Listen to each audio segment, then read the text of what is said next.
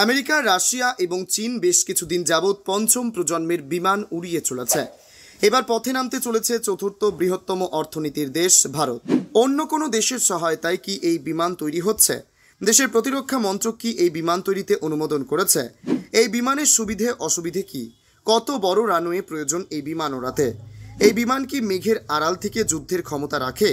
ভারত যে পঞ্চম প্রজন্মের বিমান বানাতে চলেছে তা তিনটি দেশের বিমানের চাইতে উন্নত প্রযুক্তির হবে কি? এমন কি রয়েছে এই ফাইটার জেটে? কেন এত কম দেশের কাছেই রয়েছে এই যুদ্ধ বিমান? এসবই থাকছে আজকের ভোরের আলোয়। প্রতিরক্ষা প্রযুক্তিতে স্বনির্ভরতার পথে আরও এক ধাপ এগোলো ভারত। দেশের প্রথম পঞ্চম প্রজন্মের স্টিলথ যুদ্ধবিমান তৈরির প্রকল্পকে চূড়ান্ত অনুমোদন দিয়েছে ভারতের প্রতিরক্ষা মন্ত্রণালয়।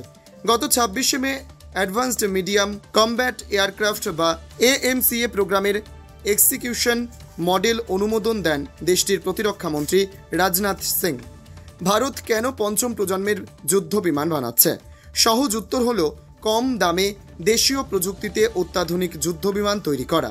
এর ফলে আগামী দিনে বিদেশ থেকে চড়া দামে পঞ্চম প্রজন্মের যুদ্ধ বিমান কিনতে হবে না। শত্রু দেশের র্যাডারে তা ধরাও পড়বে না। প্রতিরক্ষা প্রযুক্তিতে স্বনির্ভরতার পথে আরও এক ধাপ এগোনো ভারতের এমন অগ্রগতিতে অনেক দেশই স্তম্ভিত। ভারত স্বদেশী পঞ্চম প্রজন্মের ফাইটারের প্রোটোটাইপ অনুমোদন করায় যার পরনাই খুশি দেশের সর্বস্তরের মানুষ।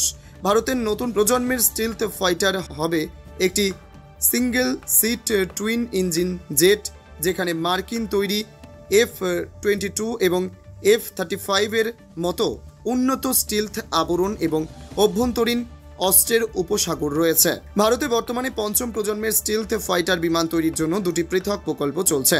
ভারতে একটি তেজসের মতো পঞ্চম প্রজন্মের যুদ্ধ বিমান রাখার ভাবনা রেখেছে। প্রথমত, ভারতের দৃষ্টিতে একটি স্টিলথ ফাইটার ভারতীয় বায়ুসেনার বহরে পঞ্চম প্রজন্মের ফাইটার নেই। এর সর্বশেষ অধিগ্রহণ একটি 4.5 প্রজন্মের প্ল্যাটফর্ম ফরাসি সংস্থা থেকে রাফাল নামের এই বিমান কিনতে হয়েছে। আকাশে আধিপত্য বিস্তারের জন্য কি সত্যি আইএফের ফিল্টের স্টিলথ ফাইটার দরকার? গত বছর প্রধানমন্ত্রী নরেন্দ্র মোদীর নেতৃত্বে নিরাপত্তা সংক্রান্ত মন্ত্রিসভা বারবার এর দাবি জানিয়ে আসছিল।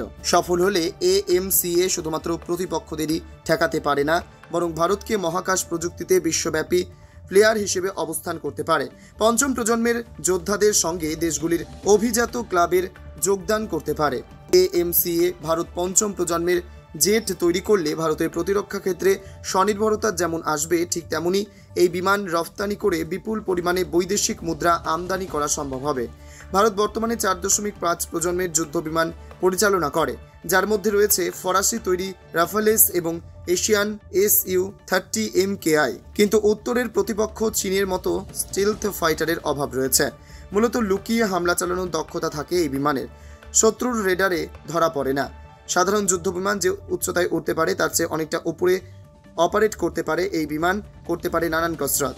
ছোট রানওয়ে থেকে উলম্বভাবে আকাশে উঠতে পারে, যুদ্ধ জাহাজ থেকে উড়ে যেতে পারে, পরিস্থিতি অনুযায়ী নিজের অবস্থান দ্রুত বদলাতে পারে।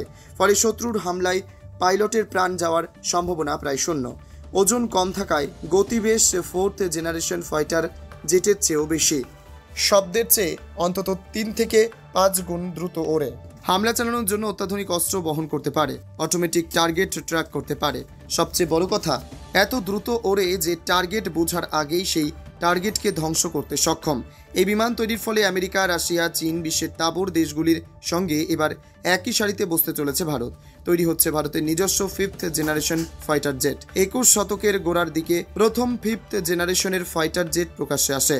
সাধারণত কোনো দেশের নিজস্ব প্রযুক্তিতে এই ধরনের যুদ্ধবিমান তৈরিতে অন্তত 10 থেকে 15 বছর লাগে। ভারত 2024-এ প্রধানমন্ত্রী নরেন্দ্র মোদীর নেতৃত্বে 5th জেনারেশন ফাইটার জেট নির্মাণে হাত দিয়েছিল। 2035-এর মধ্যে ভারতের অ্যাডভান্সড মিডিয়াম কমব্যাট এয়ারক্রাফট তৈরি হয়ে যাবে। আশা DRDO চেয়ারম্যান সমীর ভি কামাথের।